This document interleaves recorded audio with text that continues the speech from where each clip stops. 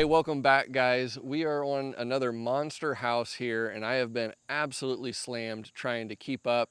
A lot of stuff has not went great trying to get this job going, and you've already seen some content inside this house, but just wanted to give you a little walkthrough and show you some of the struggles that we deal with trying to do big houses like this. So I've already talked a lot about the logistics of getting material inside the house so that it can acclimate before it's really important. The bad thing with that is it just takes up a ton of space, and if you want to have multiple guys working, it gets in the way. So in this house, we dropped the material right here because this was basically the only area where we don't have ceiling details going above it.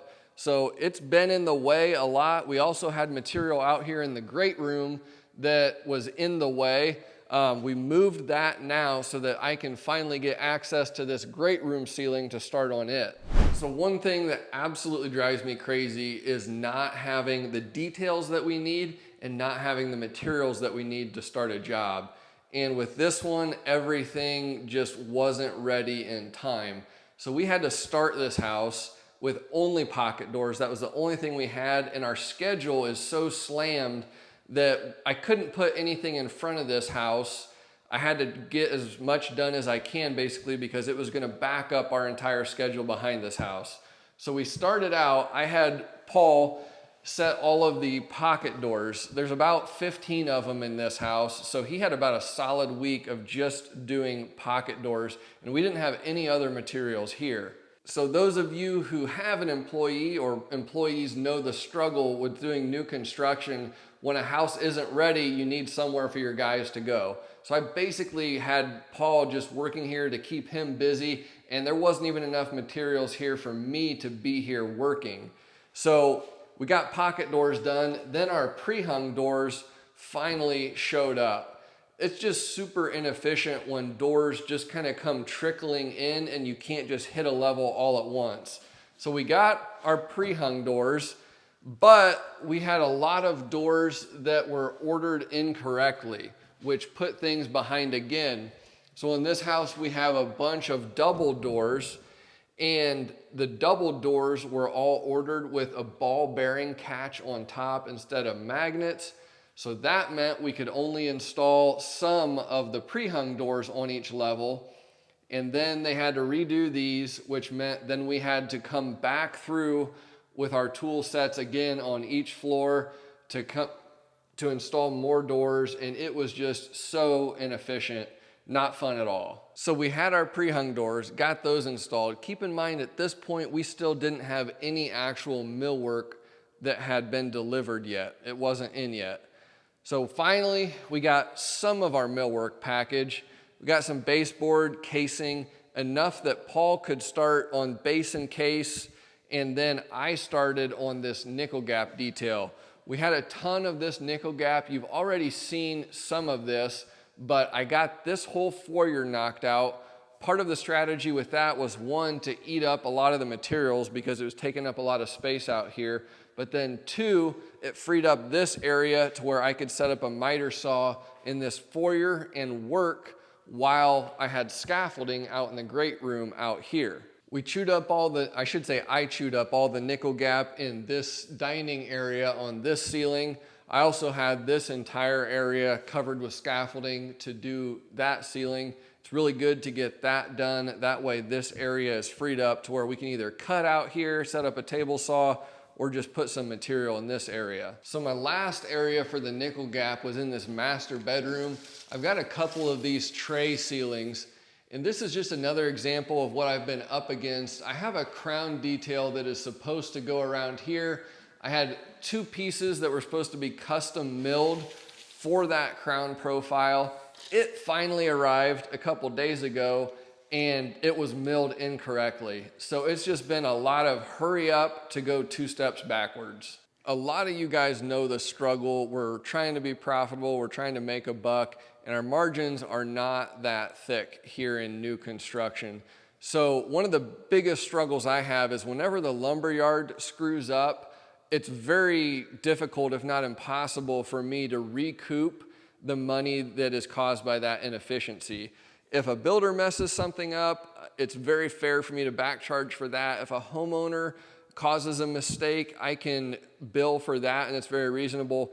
But it's hard to send a bill to your lumber supplier whenever they mess something up. So on a job like this, whenever there's just been a multitude of mistakes, it just really cuts into our bottom line. A lot of you guys might be wondering, well, don't you make a markup on the materials that help account for that? And the way it works in new construction for most trim carpenters is the builder actually purchases all of these materials. The reason for that is most builders want to keep control of the quality of materials that they're putting in their homes, which is very understandable. A lot of subcontractors might try to cut corners with the materials and things like that. So I don't make a markup on the doors, the millwork, anything material-wise. And to me, that's just kind of stinks because the lumber yard is actually making that markup. I'm not. And then whenever they screw stuff up, it ends up costing me. It just flat out stinks. That's just all there is to it. So I will say one thing that I have learned as I've done these higher end jobs, anytime I'm building out my quote and I feel like something is a little bit, maybe it's gonna be expensive or maybe I'm gonna make a really good margin on it, by the time the circle of life comes back around, that usually gets eaten back up by these dumb mistakes, and I end up usually getting paid what I should anyways. So I don't really put in a line item for stuff like this. I probably should though. So let's talk about some good news. Having somebody helping me has been absolutely amazing. I don't know how I did it on my own for so long, especially on these big houses. So right now, I've got my scaffolding set up. We cleared out the whole great room area, which previously Paul and I were both cutting in here, and we had trim stacked in here. Got that cleared out. There's a lot of strategy to working efficiently on big houses like this. Paul is now working downstairs, but before he moved downstairs, he knocked out this whole upper level base and case. So we've got all our doors in, baseboard. I did a couple ridge beams up here, but there really wasn't much custom carpentry. Because I'm so backed up with my schedule, I actually also have another subcontractor coming this week, and he's gonna tackle the staircase on this job, so we'll see how that goes. But we wanted to get the upstairs all done. That way this other guy can work on the staircase and we won't be coming up and down. And then we actually have an auxiliary staircase going down to the basement that we can use if we need to get downstairs. Here is another example. We're in this, I wanted to call it a foyer, but it's not a foyer. It's kind of a large stair area going down here, but we've got this window casing and mauls that have to be installed, and Paul's got kind of a unique ladder setup going on here to be able to reach all that. Again, we're trying to get this done so that we're not in the other guy's way as he starts on the staircase. Here we're in the dungeon, which is going to be Paul's new home, and the first thing that we had to do was slide our trim from the great room area down here, and we staged it down in this area. That way Paul can basically work down here unhindered. He's not in anybody else's way and we're not in his way. And then I'll have the other guy set up in the garage cutting for the stairs over there. This basement has some really cool details. So this area is going to be a bar area. We have this huge tray ceiling that goes all the way around. It's going to have a massive two-piece crown detail up here in the corner, and then another really cool two-piece crown detail on this ledge with rope light going around it. It's going to look awesome finished off. On a lot of our homes, we're doing golf simulator rooms now. So this is a dropped area in the basement. I believe it's an 11-foot ceiling. We'll have a screen on this wall that you'll hit into, kind of a bar ledge right here connecting the entertainment area.